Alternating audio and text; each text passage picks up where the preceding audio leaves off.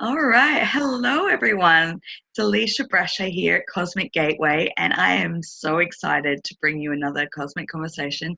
Today, I have Anna from Anna Jae Fit with me. Welcome. Thank you for coming on and having this conversation. So, Thank you, Lee. so first of all, do you want to introduce yourself a little bit and tell us a little bit like where you're located and, um, what you're doing at the moment? Yes, absolutely. So I'm Anna Jackson, but known as Anna Jae Fit, and I'm a personal trainer, a group fitness instructor, and a women's empowerment coach. I'm located in Georgia, so in the U.S. Yeah. Cool. So, I mean, I've had the privilege of knowing you for a little while, and I just completely adore what you do and how you're sort of embracing and changing people's lives. Thank you. Um, and I think, it's through getting to know you and the work that you do. Like obviously you do a lot of fitness and nutrition, but you kind of combine in these different elements, don't you? So, but first of all, like, how did you get into fitness and nutrition and like, where did it all begin? How did it start? Sure. Pretty interesting journey. So for me, it really all started with my first pregnancy. So my daughter, she's 10 now. So she's my first one. When I got pregnant with her, I was away from family and not well surrounded, and it's my first experience. And so, I just kind of went with the typical, thought process about when you get pregnant, you just sit down and get fat and eat whatever you want to eat because you're eating for two. And that's kind of the traditional thought process, especially in the southern parts of the U.S. So, we have a lot of challenges there with, nutrition, diet, and obesity. So I was kind of surrounded by that mindset. And so I really gained a lot of weight when I was pregnant with her. I gained about 65 pounds. And so after I had her, well, I was so depressed because I had never been overweight. I'd always been fairly athletic and just naturally kind of slim. So I never really had problems with my weight. And so it was a rude awakening. There's nothing I could wear in my closet. And I just woke up one day and said, I'm not buying new clothes. I'm just going to have to get back to that weight, or at least close to it, and just go back to being the person that I was, at least physically. So one thing kind of led to the next. I was really self-conscious. And so I just started working out at home. So I did like Billy Blank's videos, anything I could find on YouTube. And then I moved on to Insanity. And so I did that for 90 days. And I lost a lot of weight at home until I got to a point where I thought, okay, well, I think that I'm getting a little more confident. Now I need to step it up. The next step would be I'm going to join a gym. And I was just so angry. I didn't know where to start, which is what I get from most of my female clients is kind of those emotions. So I went through all of that myself. And and so anyways, I took that step and I started joining a gym. And since I didn't know where to start, I decided that going to people's classes would be the best way to do it. And so that's how I discovered group fitness classes. And that's something that I had never done before. Like I said, I was always athletic, but it was sports, not a structured gym routine and things like that. So anyways, I started taking classes. Then I moved to Florida and I got a little more serious about the classes, and I was really intense every day, and I got more toned. I lost more weight and I was feeling better and better mentally and about, the person I was becoming and what I started to see in the mirror. So it was a great experience. Then I moved to Georgia. It's military, so a lot of moving.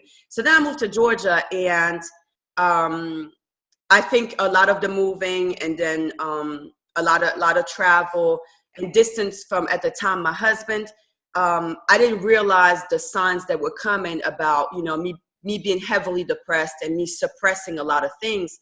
So when we moved to Georgia, I ended up bedridden for 6 months, and I didn't know what was going on with me. I kept going back to the hospital and to the doctors because I was so weak. I was dizzy. I could hardly walk. I had horrible palpitations. I couldn't even leave my house. And turns out that all of this was clinical depression, but it was very severe. I lost probably 30 pounds, and it was from just not eating sleeping an average of 16 hours, having horrible and vivid nightmares. And so all of that, basically, I did my own research because doctors were not helpful. And then I just, once again, it was that little voice within me that at one day said, you know, this is not life. I can't stay in the bed like this. I can't have a job. I can't have a life. What am I going to do to recover Anna, the person that I am, and bring that person back to life? And so a lot of prayer, a lot of meditation, things like that. But my goal was, my temple has been the gym. If I can just get back into the gym, then I feel like I'll regain my power. I'll go back to being alive, basically, because I really felt dead.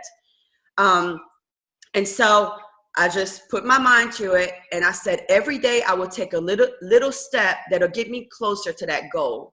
And that was probably the most amazing thing I could have done for myself. Or I probably would be dead, to be honest.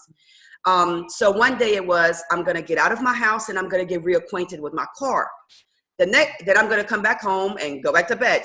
The next day, I'm actually going to drive my car down the road, go home, go back to bed. And then day 3, I'm going to drive all the way to the gym, drive around the parking lot, go home. And mind you, all of this was giving me, an insurmountable amount of anxiety. It was a horrible thing. It was extremely difficult, but I knew I had to do it. Yeah, it was really tough. So, and then, you know, I got to the point where I made it to the gym. I walked through the gym, go back home. Then I was like, well, I got to start slow. I got to start easy because I'm so weak. I've lost all of my muscle mass. You know, I'm not strong or conditioned like I used to be.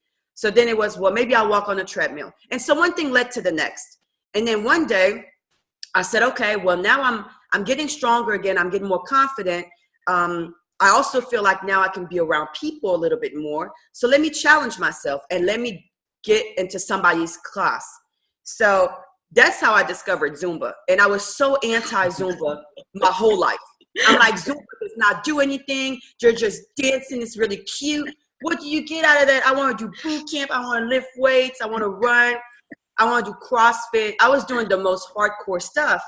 So, you know, it's like I hit rock bottom. Then I'm on this journey of recovery and rebuilding myself.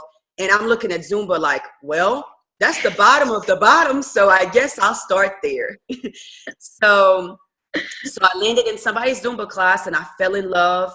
And 5 minutes turned into 10. And next thing you know, I'm taking the whole class. Couple weeks, months later, I know the girls' entire routines.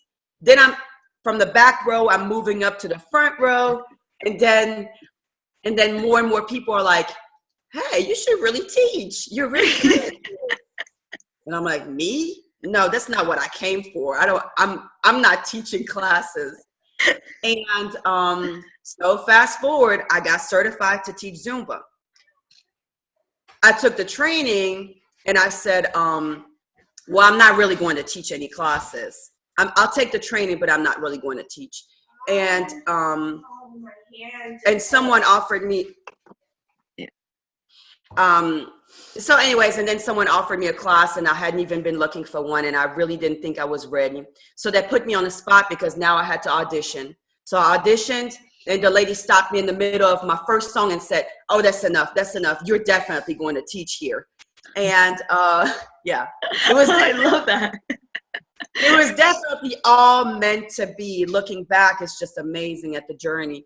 So I started teaching and people were just in awe. They were amazed. They loved it. And my reputation just, you know, kind of started building and people were really happy with what I was doing. So I moved on from one gym. Then I started teaching at 5 gyms. Then I started to think, oh, I want to teach something different, not just Zumba. I want to incorporate weights. So I started getting certified in a lot of different formats and started teaching across the area. And then, of course, it led to the next level, which was personal training. Mm-hmm. How do I help these women in a deeper way? Because they're all coming to my classes, but then they have so many questions, so many frustrations because they're not reaching their goals. So how do I impact those women one-on-one? Of course, personal training. So then I started doing that on top of my classes. And that's how I connected with amazing women.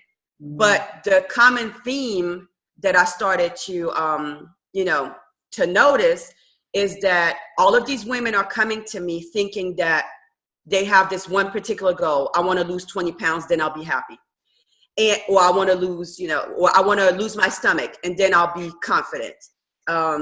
It was all kind of that problem. But deep down, when I started doing the one-on-one training, I realized that I am peeling one layer off after the next. It's never, it's never really, I just want to lose 20 pounds. I'm stuck in a toxic relationship because I have low self-esteem.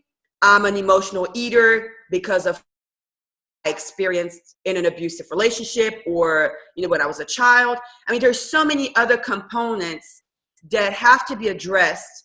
And so I started really incorporating the counseling piece, the social worker piece. I mean, so many other things. Yeah. Teaching these women to meditate or incorporate yoga. Not just I'm telling you 3 times a week what kind of workouts you should do and how you should eat, but also transforming that relationship to food. No, you don't have to starve yourself to lose weight. Food is not the enemy. Food is your friend. But how do we rewire all of that? And so, yeah. It's such a big topic, isn't it? Because I think I look back on my own journey and I love hearing other people's journey and how, like you're saying, like when you look back, you can see how it was all just meant to fall into place. But I don't know about you, but I wasn't growing up. I mean, we weren't growing up but taught about nutrition or taught about the relationship with food and all those sorts of things. And then we get to, like you were, after the first child or whatever, and it's like, well, yeah. Yep, absolutely. Right. And since I was a child and you have, but I mean, right. No, I think they're fundamentals, and I think there's been so much, it's sort of gone one way to like, oh, don't eat that, don't eat that, don't eat that. And I think people get really confused, don't they? It's yeah, they really do. And in especially in our societies, we're putting so much emphasis on being skinny or following one particular model of what is beauty, and that's how you're supposed to look, things like that. Or then you have the radically opposite piece of it, where it's just okay to be overweight, it's okay to be obese because everybody in your community looks like that. But we're not having anything that's in the middle, or as a goal, it should be something that's balanced in the middle, going back to the roots, and eating in healthy, natural ways. Versus, and my clients know this, but calorie counting works. Yes, it does. But I'm absolutely opposed because it's so unnatural. It does not build a natural relationship and a healthy relationship between you as the person and food. You shouldn't be looking at food like, well, this is 5 points, or this is 300 calories. I have 200 left for the day. All of that is so unhealthy, and it creates so much tension and stress in the mind. And that's all that I focus on is, getting the body, the mind, and the soul all on the same level, on a healthy level. The vibrations, have to match. So that's really what I focus on with women one-on-one, is just rewiring the brain when it comes to how do I look at food. For example, when I hear people say, I can't eat fruit because they're carbs, and I'm on this crazy low carb or no carb diet, and I'm like, that's the most craziest thing I've ever heard. It's so counterproductive. It's counterintuitive. It makes no sense. So.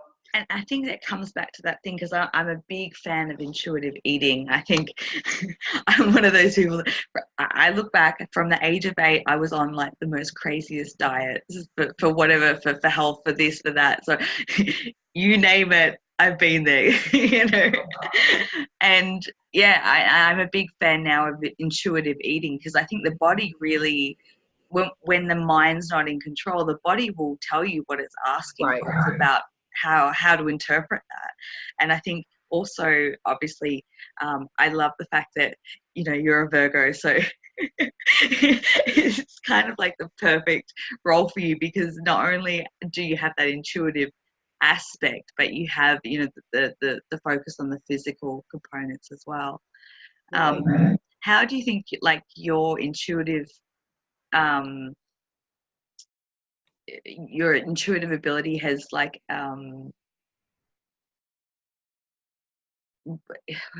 helped with the work that you do? Do you think that that comes into play a lot, or Yes. Yes, definitely. Because, you know, we talked about this before, but as a Virgo, we're known to be that way, but very rigid people, very tunnel vision, one track mind. It's like, this is my goal. This is how I'm going to get there. And there's no other way. yeah, And so for a long time, when it came to my approach to group fitness and personal training, it was really, okay, we have this one goal and we're going to do everything to just reach that one goal. We're not going anywhere around. We're not doing anything else. This is it. And so that was just a reflection of my personality for a long time and my approach with everything in life, including my personal life. But as I had my spiritual awakening, it just totally derailed me. I mean, it was the most challenging and painful thing for sure. But ultimately, once again, looking back, I'm so thankful because that's what brought out my intuitive gift and my understanding of a holistic, a natural, and a spiritual way of doing things. So, and that's what I try to teach my clients as well is, you know, and that goes back to this intuitive. Your body is going to tell you whether you're okay or not. That's part of your intuition. And we all can get to a point where we're able to listen to ourselves and can hear our inner voice and follow our intuition. But it's a matter of accepting that that's that power you have within. First of all, you got to be able to accept that. And that's a process for sure. And then after that, it's a matter of cultivating it, which is what I learned through meditation and all sorts of, you know, self-care rituals. And that's what I'm teaching women as well. But when your body tells you that you're hungry, then you should eat. Your body will let you know that you're hungry. It's not letting you know that for no reason. So you should listen to your body and you should feed it, you know. When you're feeling fatigued, when you're feeling low, when your moods are not right, typically you need to look at what your nutrition looks like and listen. And those are things that we're not really taught. We're not practicing them. And so we've kind of totally neglected that. We think we're just, you know, just rigid in general because we have a million things to do. We don't have time. We're not worried about that. I'll get to it later. And so, yeah, so being in tune is a big part of this journey for sure. And I think that's what I love about your work so much is that, you know, over the years I've explored so many different avenues in terms of weight loss or fitness or, you know, nutrition. And I think I felt so repelled by it because it was so rigid and structured and it wasn't intuitive. It wasn't intuitive to the individual. And I think that's so beautiful in what you do is it's so intuitive and working with that individual and that individual's goal and body type and shape and, you know, and it's, yeah, it just incorporates so much of what helps in, you know, as everyone's going through, you know, this crazy ascension process and going through the awakening, we have to support all elements. And and for some people, just making small shifts and changes in their diet or exercise routine that's individualized for them can make all the difference. Right. No, that's probably the most powerful point is really that one diet does not work across the board. Or, you know, people are doing this keto diet that's great, and then a lot of people do lose weight, but again, from an intuitive and from a health and wellness perspective, how successful and how good is that diet really for individual A or individual C? Everybody's built differently. So that's really what I do is just focus on each individual and look at them, you know, body, mind, and soul, the entire person, their lifestyle, their history, their background. I mean, even down to our traumas and how we were raised. Each and every one of us is completely different. Yeah. Oh, I love that. I love that so much. And do you see a lot of the correlation? Because I know it was part of my journey, it was like the emotional eating stuff. Do do you find that when you're working with people, you know, breaking through the belief systems, it's much more sustainable rather than doing, is Yeah. that Right. And there again, it's recognizing that we have to work on the mind first, because everything starts in the mind. And if the mind is not healthy, if the mind is not positive, if the person cannot see for themselves and understand, you know, where they're going, what they're able to do, what they're capable of, then a lot of times those clients waste a lot of money on, you know, on a nutritional coach, on a personal trainer, because we're just focusing on the nutrition piece, or we're just focusing on the workout piece. But no one has addressed the mind. We got to work here first, and then the rest we're able to incorporate it. Yeah. But if it starts with, I'm never going to be a size 8 again. I'm never going to be my high school weight. I'm never going to look like this and whatever. You know, if it starts that way, if the inner voice is critical and it's negative, then really all the money that is poured into those programs is a waste. And this is why so often you also see people regain the weight that they've lost, because they've done these fad diets, they've joined these boot camps, they have had a personal trainer, and it was great for 30 days, 60 days, 90 days, or 6 months. That's great. And improvement has happened. But at some point, these people revert back to their old ways. And that's really the problem. So I want to work on the mind first, because it all ties into one thing. And it's about creating sustainable, and once again, you know, sustainable habits, so that it's something you incorporate into your lifestyle. It just becomes your lifestyle. It becomes routine. Yeah. So definitely. Beautiful. Oh, thank you so much for sharing that. Now I know that you've got an online free program that you're offering that's coming up soon. Do you want to tell us a little bit about that? Yes, absolutely. So as I felt the energy shifting, it's been a wild ride, hasn't it? Oh my God! Not you just and I be on the same surfboard. Yes, I mean, I've really felt that wave, and I think a lot of people are being woken up, and maybe some really harsh ways too. And I know, because I've been there, so I can relate. But I just started to feel that collective shift in energy, and I thought to myself, I need to be able to connect with more women. I need to be able to touch more women as a collective, as a group. Maybe we can walk through this together. Instead of just the one-on-one locally where I am, I want to expand that, because I'm realizing that there's a great need. But with the energy shift, it also told me that now is the time, which means that, because there's a difference between I need this and I'm ready for this. And when the energy shifts, it makes you think, oh, there is a great need, but there are also a lot of people that are, willing to take it in, willing to do the work. And so I thought about, I'm going to start with this private Facebook group, and it's going to be a safe haven, a sacred place for as many women as humanly possible. And the only requirement is to come in there with a positive attitude and making the commitment to your own growth. Like, to say, I'm going to join this group, but that's because I do have some toxic habits or elements that I want to work on in 2020. And so the vision was really, regaining 2020 vision in the year 2020. How perfect is that, right? I love that. Yeah. Right. And so it's a 4-day women's empowerment boot camp, which is also the name of the Facebook group for anybody who wants to join. They can easily just join through Facebook.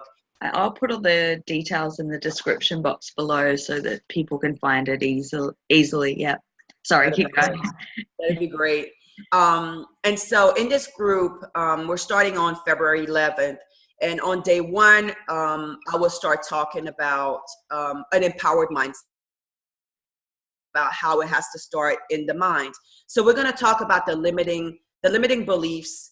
They look different for each woman, but I'm going to give a lot of examples, and some of them are going to resonate with most of us. Like I said, I've been there. I started just like everybody else. So I know the feeling, and I know the, the hindrance that's there. So we'll start with the empowered mindset. We'll talk about that, and we'll talk about some strategies that make sense for everyone in their daily lives to start incorporating how to transform those beliefs. Yep. And day 2, we'll talk about self-care rituals. So how to put yourself first again. Get over the guilt of, I can't put myself first because I'm the caregiver, I'm the mother, I'm the wife, I'm the girlfriend. And so we play so many roles in our daily lives, and it's all about taking care of everybody else that, is important to us. And so this is really talking about how to incorporate sustainable self-care rituals into your daily habits, into your weekly habits, into your monthly habits. Because I want it spread out that way. It just makes sense. So we'll talk about that, and what that looks like. And then on day 3, we'll talk about food as the healer. That's what I talked about, like rewiring that relationship to food, and looking at, certain foods that you should incorporate on a daily basis if you have some kind of skin issues, how to fight mental illness through food, so anxiety, depression, mental fog, things like that.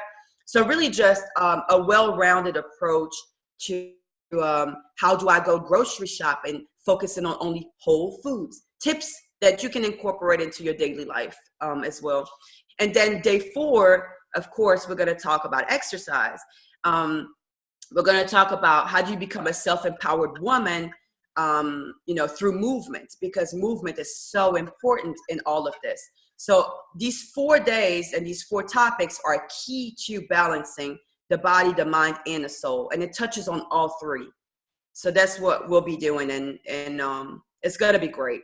I freaking love that. I'm so excited for you, and I'm so excited for this group to start. And I'm actually really keen to pop in there and learn some stuff from you, because I know that you're just a wealth of knowledge when it comes to that. And I think I love the fact that you sort of tapped into it, and what you're saying is when you sort of got that call, because I know that people's awakening happens through depression, anxiety, weight loss. Like for so many people, that's like the starting point.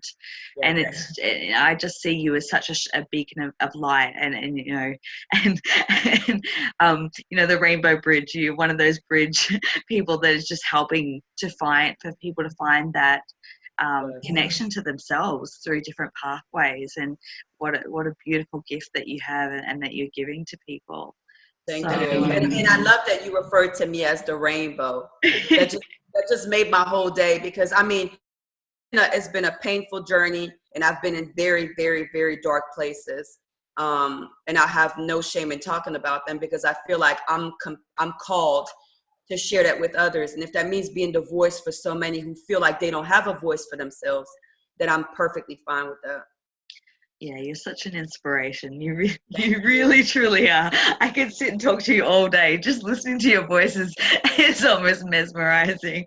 But I want to thank you so much for coming and having a chat. And I'm sure we can sit down and do many of these conversations. And yes. And I guess I want to thank everyone for watching. And if they have specific questions, like, feel free to put comments in the comment section, and maybe we can do round 2. We can do a follow-up and answer some of those questions if people have specific questions. But even better, go and join Anna's program that's kicking off on the 11th of February, and I'll put all the details where you can find her, connect with her, follow her, and join that free program in the description box below.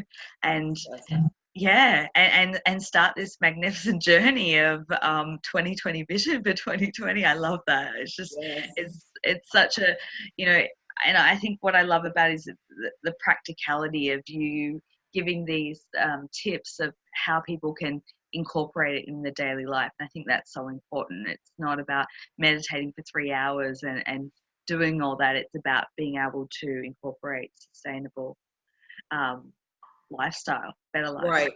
Yeah. Yeah, it's going to be awesome. I'm excited. Yeah, thank you so much. And yeah, thank you Thank for you. coming on.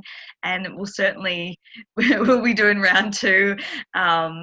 Yeah, thank you everyone for watching. And we will, we'll be back with the next installment. So thank you Absolutely. once again. And we'll be speaking to you soon. Yes, Bye. sounds good. Thank you. Bye-bye. Bye.